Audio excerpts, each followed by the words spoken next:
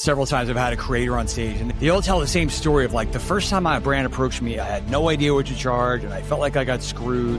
The creators are making incredible content, but they don't necessarily have the protections that they might need in order to survive and struggle and grow to their fullest extent. In our data, the data we're seeing is 96% of creators are making minimum wage or less. This week on Next in Media, I chatted with former Wonderman CEO Shane Atchison, along with Seth Gordon, a film director known for writing the comedy Horrible Bosses. We talked about their new initiative, Zaaz Collective, which aims to use technology and data to help mid-level creators think and act like big media companies. Zaaz aims to help with deal negotiations, audience analysis, and brand connections. All the things the average creator isn't necessarily good at or gets into this business looking to do. Plus, Zaaz is now one of many companies that wants to make it much easier for brands to go beyond that top 1% of YouTubers, TikTokers, etc. So we talked about why these guys see an opportunity now and how they're going to differentiate in a crowded market. Let's get started. Hi, everybody. Welcome to Next to Media. I'm Mike Shields. My guest this week, I have two for the price of one. Shane Atchison, he is the CEO of Zaaz Collective, and his partner, Seth Gordon, who's a co-founder of Zaaz Collective. Hey, gentlemen, thanks for being here. Hey, thanks for having us. I think in this case, this will be the easiest question you'll have of the day. Who are you guys? Why don't you both introduce yourselves, and then let's talk about what Zaaz Collective is. Shane, we'll start with you. I'm Shane Atchison. I'm an entrepreneur. I'm a curious human and a maker. So spent most of my career working in content creation in digital, ranging from digital products to digital experience design to advertising campaigns. I spent the better part of the last 15 years in the advertising content and experience space. What about yourself, Seth? I'm Seth Gordon. I work in film. I'm a director, producer, and have done, work in film and TV, documentary, things like that. A real safe space in 2025. Yeah. Seth, who is going to buy Warner Brothers? Do you know the answer? Of course I don't know. All right, but it's going to be entertaining for sure. Yes, that is a more fascinating topic. That is not why we are here. Okay, so you have backgrounds in content creation, advertising, film. So let's talk about what's going on. What is this? What's the Zaaz Collective, and where did this idea come from? What's the opportunity you see? And then we can talk about all the different avenues this might go down. Yeah, well, Seth and I mean, we go back a long time as colleagues and friends and conspirators for good and for creators. About 2 years ago, Seth and I started talking about the kind of that talent agent model, both in Hollywood and also in the creator economy. And as we looked at it, we said, well, there's, depending on who you listen to, there's 100 to 200 to 400 million creators trying to make an impact, trying to make a dollar, trying to make an impact through what they have to say, and how do they connect with an audience. And so we built the Super Zaaz Collective, or Zaaz, as a collective. And the idea is having the machine, the data, and the sharing of the intelligence be one layer where creators can learn from each other, share with each other. I'm sorry. When you say a collective, are you talking about like a piece of technology, a software? What do you mean? What do you mean in this case? Great question, Mike. It's both. It's both any member of our organization. Essentially, there's an annual membership fee to join. Okay. Is a member of the collective. Their data is anonymized, and all PI information certainly is extracted. But things like, what are you getting paid on a brand deal for this audience? For this type of brand, for this period of time, we want to give every member of the collective a reference point to know if that's a good deal or not. Or if there's 5 new prompts you come out with a new version of AI for creators, rather than you hacking as a creator to try to find those answers, and what other people are looking at. We will do leaderboards of the top prompts of the collective at any given moment, any given day, based on subject, based on function, based on industry or niche. And just to interrupt you there for 1 second, it's funny that you say that. I've actually just happened to have had I've done a bunch of panels in this realm recently, and several times I've had a creator on stage, and they all tell the same story of like the first time a brand approached me, I had no idea what to charge, and I felt like I got screwed. So I'm imagining that, and they don't know who to ask before they're like established. I imagine that comes up a lot, that kind of thing. 100%. That's great. Yeah, it comes up all the time, and I go back to I'm 52 years old, so at least when I was in high school, John and Tom were the two guys that were sponsored skateboarders in my school, and they were the coolest, most ahead of us in pop culture kids. And what did they do? They rocked their shirt that they got from the brand that they got sponsored by.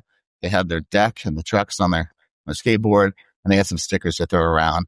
More importantly, at that time they had a brag, they had a tout, they had something to be proud of.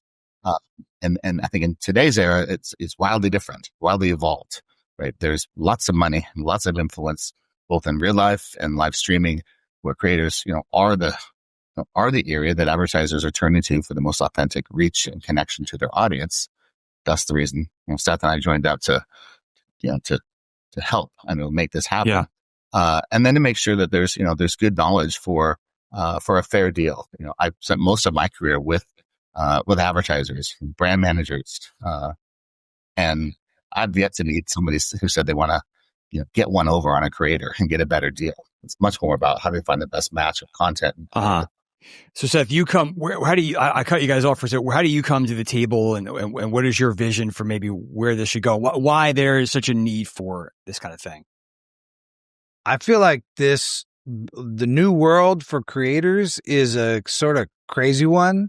The creators are making incredible content, but they don't necessarily have the protections that they might need in order to survive and struggle and grow to their fullest extent. And I think that there's just real potential to support them in this.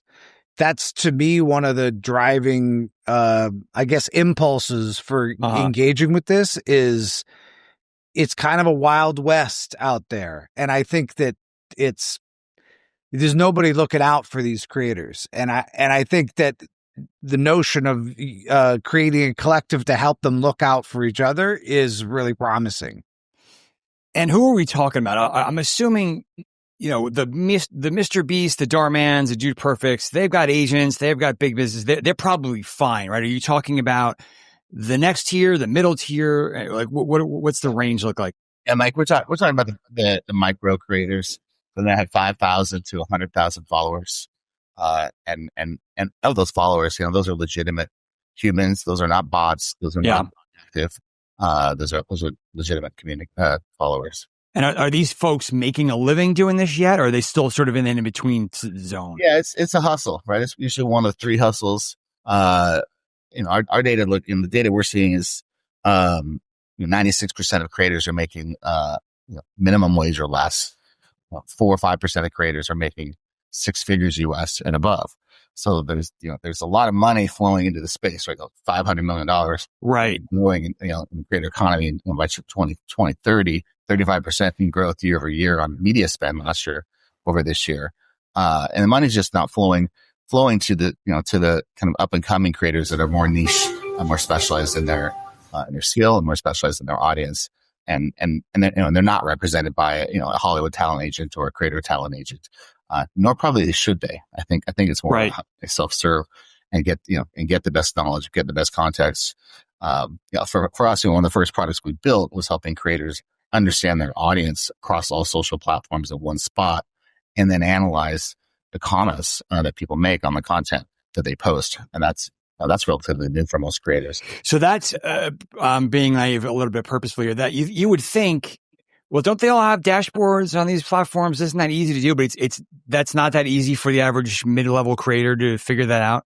Yeah, they could go into each of the social platforms and look at their analytics, pulling that into one spot to see, okay, which how does this trend, and where are the opportunities, where are the gaps, and then what's real and what's inflated.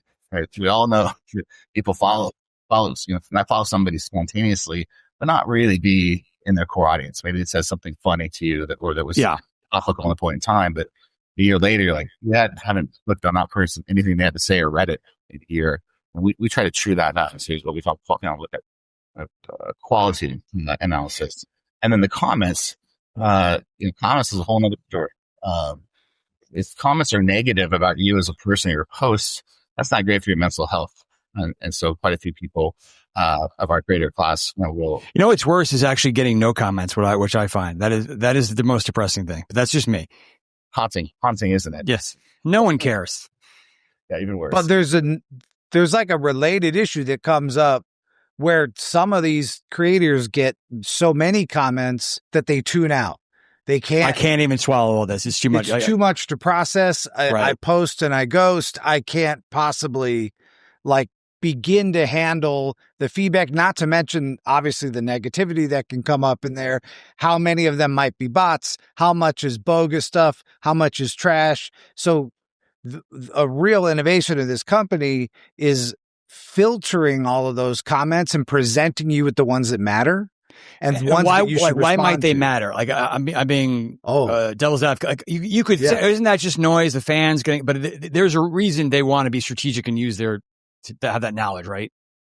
100%. I mean, if you're tuning out everything, then you're missing all the possible good leads. A real clean example is someone who may comment on something in your post or your clip or whatever about what shirt are you wearing? What is that thing? There's a lot of interest that comes that could be turned into affiliate links. Right. And that's an example business where you can totally miss it if you're tuned out. Yeah. But if you're paying attention to it, or if it's surfaced for you to help you see it, then it can turn into a profit center. That's a clean and simple example of how engaging with the comments can make a big difference. Yeah, I love that. I mean, we call that comments to commerce, and it really is purchase intent comments or questions that the audience of a creator has.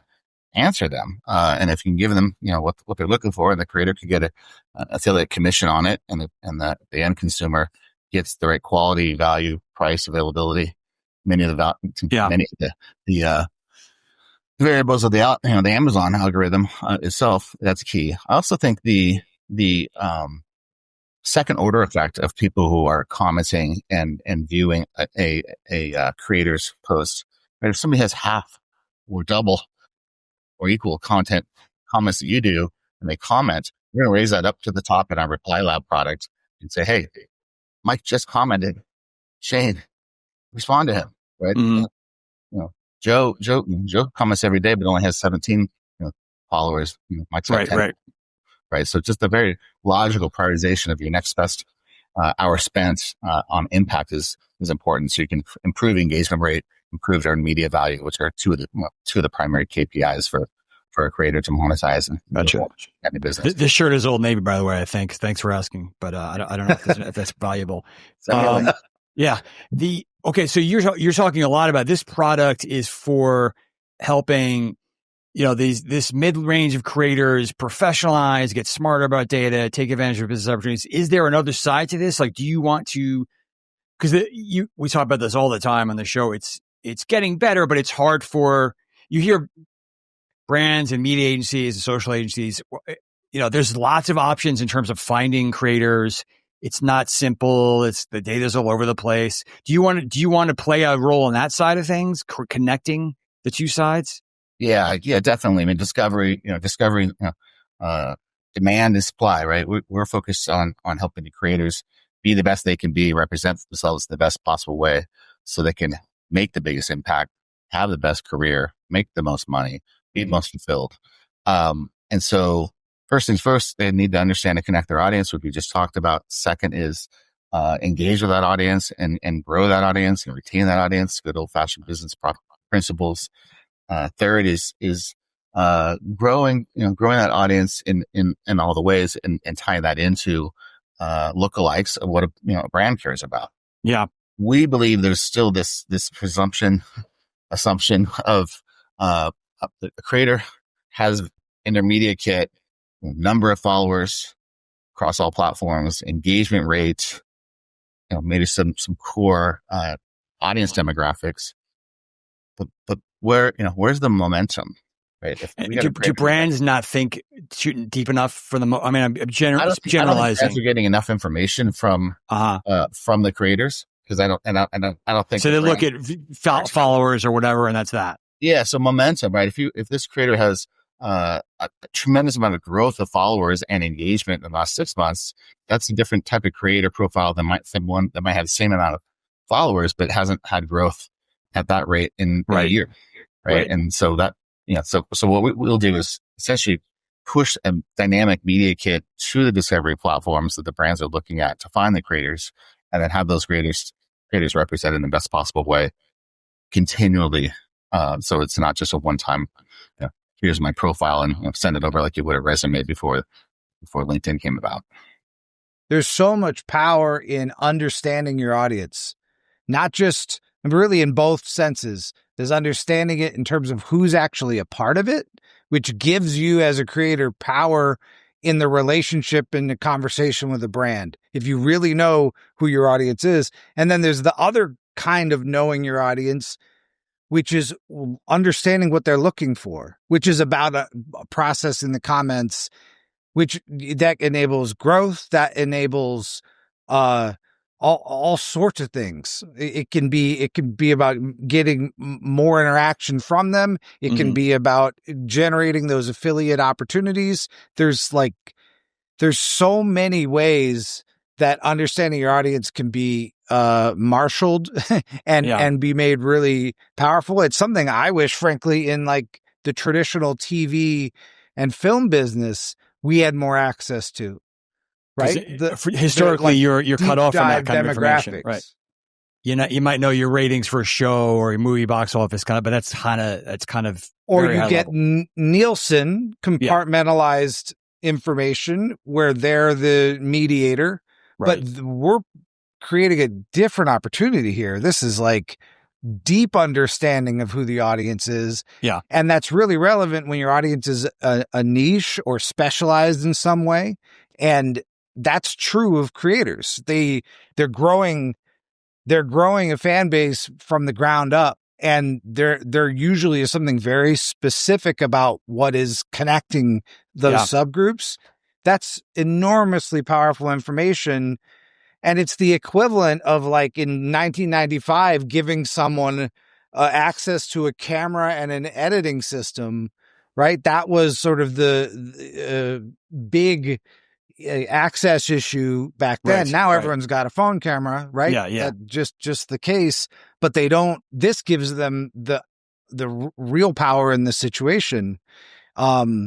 And because there are no norms or standards or regulations or anything around the creator Wild West situation we're in, to start framing that up in a meaningful way is huge for creators. Yeah. It's really huge. Looking to get more out of your YouTube advertising?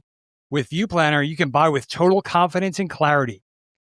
ViewPlanner is a verified YouTube brand suitability and contextual targeting partner in the YouTube measurement program.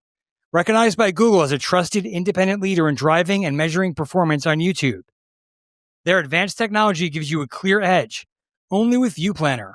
We're talking custom curated contextual collections, exclusive content strategies, transparent reporting, and AI-driven optimization to deliver real results. Don't let your budget go to waste. Partner with ViewPlanner and experience the difference. Visit viewplanner.com now to unlock your full advertising potential on YouTube. That's ViewPlanner.com. You often hear when it comes to micro influencers, however you define the middle tail, I guess, they may not have as big a numbers as the top 10 on YouTube, but their connection is, so much stronger. If you're really into, I don't know, curly hair, you're like so into this creator that talks about that or whatever. Can that be quantified for brands? Like, cause they all want to justify that, doing the work to go deeper. Is there a way to do that broadly, or is it always going to be individual? Absolutely. Go ahead. I mean, absolutely. We're the engagement rate, the earned media value of a creator. Quite often a sample will get picked from 5 to 10 creators that are at the micro. Maybe 20% of the creator spend will be allocated to micros as a first allocation on a media mix model. And then maybe 10 creators are selected that fit the best profile of the brand on, on characteristics of the brand, maybe the safety of the brand, geography, and certainly categories or niches. And then they'll place that, they'll do a brand deal with these creators, and then they'll score that engagement rate and the earned media value more or less behind the back of the creator. And then the creator either gets a call back for another I don't know why. or they don't. Right. Or they don't. And our goal is to actually get that earned media value and engagement rate to be as transparent, and so they both have the same knowledge, or at least before that first deal, so that the creator knows, okay, this is what I'm being scored on. Brand says, okay, I'm actually taking less risk because I've got more fidelity of who I'm targeting. Right. And maybe I could do something about it if my score is certain level or something. Exactly. It's also relevant to the current news cycle we're dealing with at the moment, which you wrote about too, right? The Warner Brothers acquisition, because they're one of the last companies that does the $50 million ad model well, like where they try to reach a broad audience with a big movie. But that is a dying business, of course, we all know. Yeah. And the future is much more atomized, right? It's much more. You can't just, blow the doors off with a couple of commercials and reach everybody for the next big movie or whatever. And they got to figure this out. And of course, Netflix does the films from Warner Brothers do great on Netflix because they already had that ad campaign behind them by the time they get to Netflix. But the rest of what Netflix puts out does not have that ad campaign behind it. No. And I think they understand how to target people within their platform. Right. But I think that it's really the rest of the sort of entertainment model that's emerging on TikTok and YouTube and everywhere else, where the future feels like it really is, or at least an important part of the future. Yeah. On that point, the future being more atomized. I like that way of thinking about it. Most of what we've been talking about, how you're trying to help with data organization and discovery and those kind of things. What about, like, for a long time, there's been attempts at trying to streamline the spending of media budgets in this world. And you go back and forth between people thinking, well, it's never going to be, like ad tech where you just make a couple of clicks and spend billions of dollars, but we'd like it to be smoother. I guess, do you either of you think that that's possible, that someone can, either it's you guys or somebody else, figure out how to make it easier to do a bunch of brand deals with micro influencers all at once versus, having to do the very custom, which are great, one-off integrations? Yeah. I once a day I have this conversation about the friction to find, engage, deploy, analyze, optimize, this creator landscape. And the irony is I hear from those that have the money allocated to spend are frustrated that it's too hard to spend it fast enough. Mm-hmm. And then those that are trying to earn a living, creators, are finding it's too slow for them, or there's not enough deals. Yet the money's moving more and more this way. So right. Our belief is the audiences and the connection to the audiences and the lookalike audiences from one creator to another, and finding those matches, just as we've done in the last 25 years in digital media buying. I think that's going to be key, is getting that common understanding. What is the definition of a key performance indicator for audience, and getting that normalized. I've co-wrote 2 books on digital analytics, and more before the creator economy came about, and it was really the same goal, which is how do we get the brands and the creatives and the platform, and the publishers, to agree on what those KPIs are, so that you can make that decision. That will certainly come with time. And then of course there'll be new things coming up, whether it be clippings or in real life or live streaming, which are all huge topics right now. Sure. And finding common ground across the ecosystem on what these KPIs are going to be absolutely key.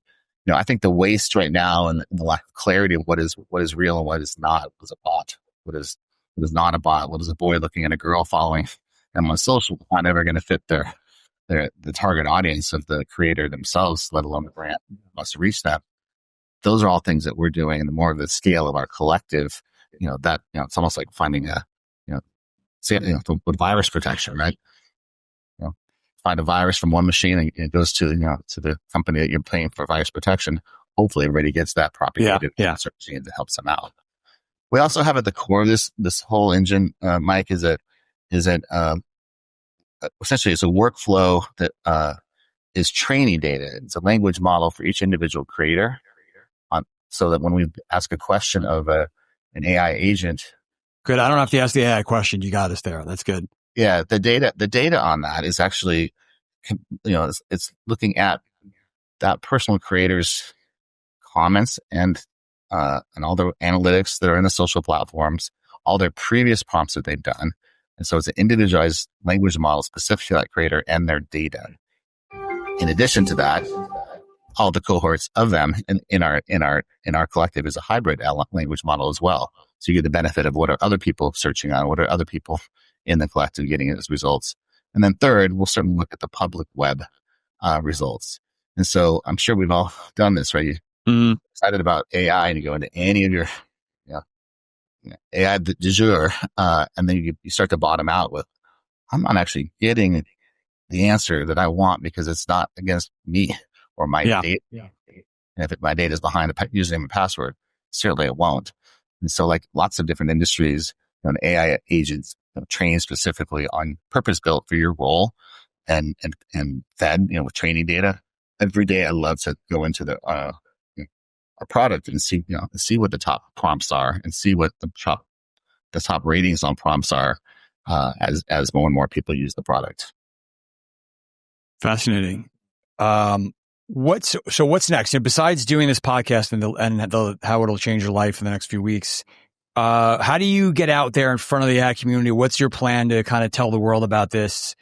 Or like, what's first quarter look like for Zaaz?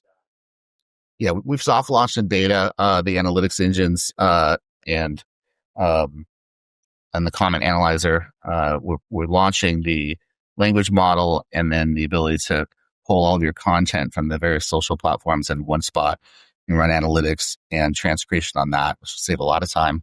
Hopefully realize bigger upside for creators. I'm in Brazil right now. We have half our staff here in Brazil. Brazil is the largest market in the world as far as social media engagement and also massive scale here. I'm in Sao Paulo with 28 million people. So we're doing 3 different creator events. We call it Creator to Creator series, where we're essentially the platform to have creators share their moves in the ways they're making a living, find ways to collaborate.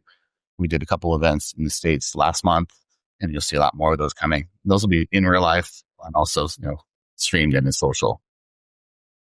Seth, I'm going to give you the last word. What should people start thinking about for Q1? What is your plan to kind of tell the world about where this is headed?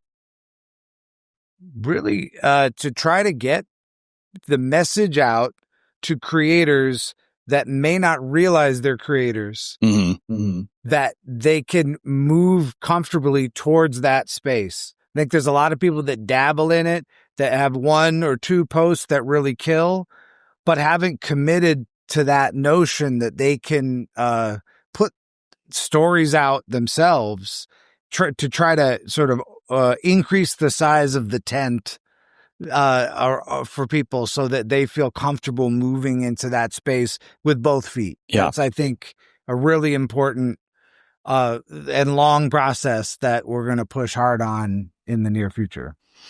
Cool. Well, guys, fun stuff. Super fascinating conversation. Really be fun to see how things evolve. But thanks so much for taking time out. Let's chat again next year. Awesome. Thank you so much. Yeah, take care. A big thanks to my guests this week, Shane Atchison and Seth Gordon of Zaaz Collective, and my partners at View Planner. If you like this week's episode, please take a moment to rate and leave a review. We have lots more to bring you, so please hit that subscribe button, and we'll see you next time for more on what's next in media. Thanks for listening.